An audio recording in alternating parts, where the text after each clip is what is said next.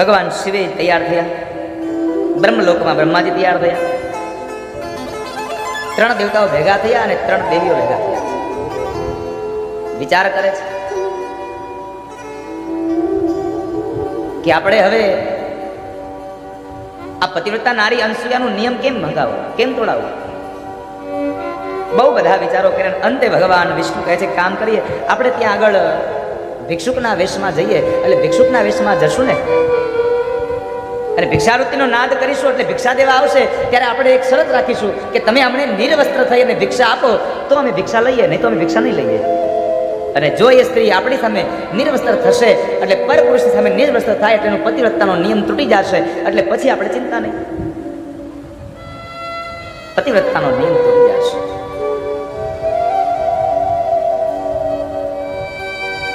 અને એ સમયે બરાબર 3 દેવતાઓ ગયા છે ભિક્ષુકના રૂપની અંદર. ભિક્ષાંદેહીનો અવાજ કર્યો, માં અનસૂયા થાળ ભરીને લઈને આવ્યા છે.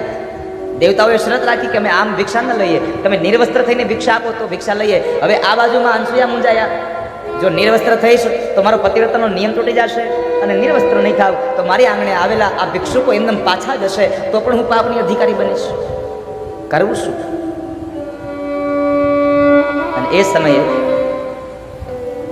માતા અનસૂયાએ પાણીની જારી હાથમાં લઈ, જમણા હાથમાં પાણીની અંજલિ ભરી અને ભગવાન સૂર્યનારાયણને સાક્ષી રાખીને કહે છે કે હે આદિનારાયણ, મેં મન વચન કર્મથી મારા પતિની સેવા કરી હોય અને પરપુરુષને મેં ક્યારેય સ્વપ્નમાં પણ મારા મનની અંદર અધિકાર ના આપ્યો હોય, તો મારે આંગણે આવેલા આ 3 ભિક્ષુકો 6 મહિનાના બાળક બને. આટલું બોલીને જે પાણીની અંજલિ છાંટે તો ભગવાન બ્રહ્મા, વિષ્ણુ ને મહેશ આ 6 મહિનાના બાળકો બની ગયા ત્યાં આગળ. અને એમાં આટલી તાકાત છે. આ તો પતિવ્રતાનો નિયમ હતો એટલે આ 6 મહિના બાળકો બની ગયા. જીવનમાં અન્ય બીજા નિયમો હોય તો પણ એ ઘણા બધા તમને ફાયદા કરાવે. નિયમ રાખશો તો ફાયદો થશે, ભલે ગમે તેવો, પણ નિયમ રાખવો. એક ગામડામાં એક પતિ પત્ની રહેતા હતા. પત્ની છે બરાબર ભગવાનની ભાવ, બહુ ભાવ, ભગવાનને સત્સંગ કર્યા કરે, ગામની અંદર ધૂન કીર્તન હોય તો ત્યાં જીવ્યા કરે, મંદિરે જાય, દેવ દર્શન કરે, આ બધું થાય. પતિને જરાય કોઈ જાતની ભગવાન પ્રત્યે ભાવનાઓ નહીં, ભગવાનમાં એને કોઈ આસક્તિ નહીં.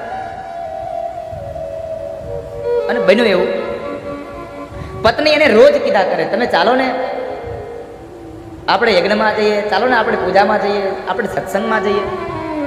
પતિ એકનો બે ન થાય.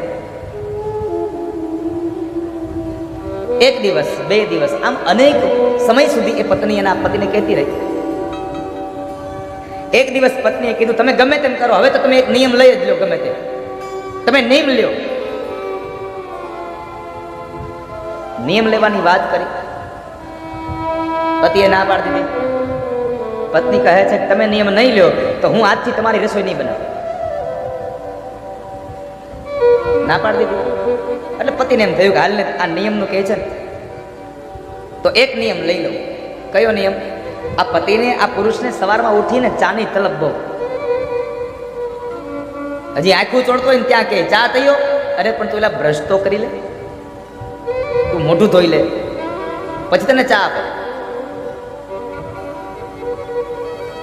એટલે આને ચાની તલબ બહુ, એટલે એણે એક નિયમ લીધો કે સાંભળ તું બહુ નિયમનું કહે છો ને તો મારે આજથી નિયમ, આપણા બાજુની જ ઘર આપણે અડીને જે દિવાલ છે એ દિવાલ કોની છે? તો કે કુંભારની. હા તો સાંભળી લે, કુંભારના ફળિયામાં બાંધેલું જે ગધેડું છે ને એ રોજ ઉઠીને મારે ગધેડુંના મોઢું જોવાનો નિયમ, એ ગધેડાનું મોઢું જોઈ લઉં પછી મારે ચા પીવી. આ નિયમ એને લીધો, ગધેડાના મોઢા જોવા. આ હું તમને એક હાસ્યની સાથે એક મર્મ સમજાવી દઉં છું. નિયમનો કેટલો ફાયદો. એટલે પેલા માણસે નિયમ લીધો ગધેડાનું મોઢું જોવાનું, સવારમાં ઊભો થાય, આંખું ચોળતો ચોળતો સીધો જ ઘરની બારીમાં બારી ખોલીને પેલા જ ગધેડાનું મોઢું જોઈ લે અને પત્નીને કે હાલો ચા આવવા દો, મેં મોઢું જોઈ લીધું. 1 દિવસ 2 દિવસ 3, આમ અઠવાડિયું થયું, 15 દિવસ થયા, નિયમમાં ચુસ્ત થયો.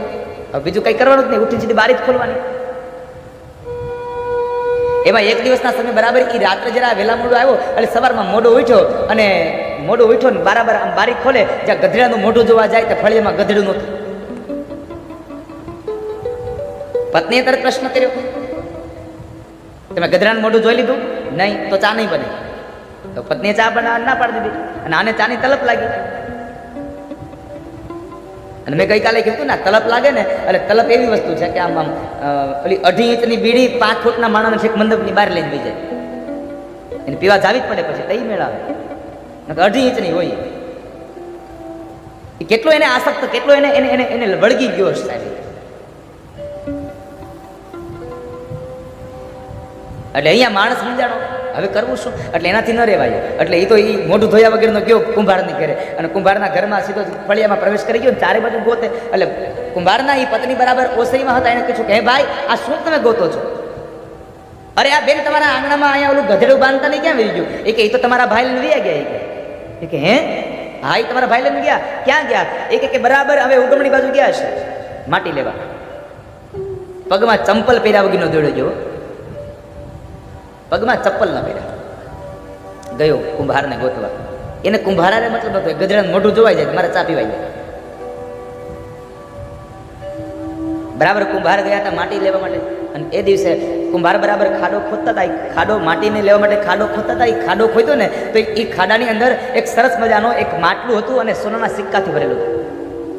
સોનાના સિક્કા ભરેલું માટલું મળ્યું એટલે રાજીને રેડ થઈ ગયો કુંભાર. એટલે કુંભારીને બધું સાફ કરે અને વિચાર કરે છે કોઈને ખબર પડે ને ત્યાર પહેલા હું ઘરે વયો જાઉં, નકર જો ખબર પડી જાય ને તો મારે રાજમાં જમા કરાવી દેવું પડશે, મારે રાજમાં આપી દેવું પડશે.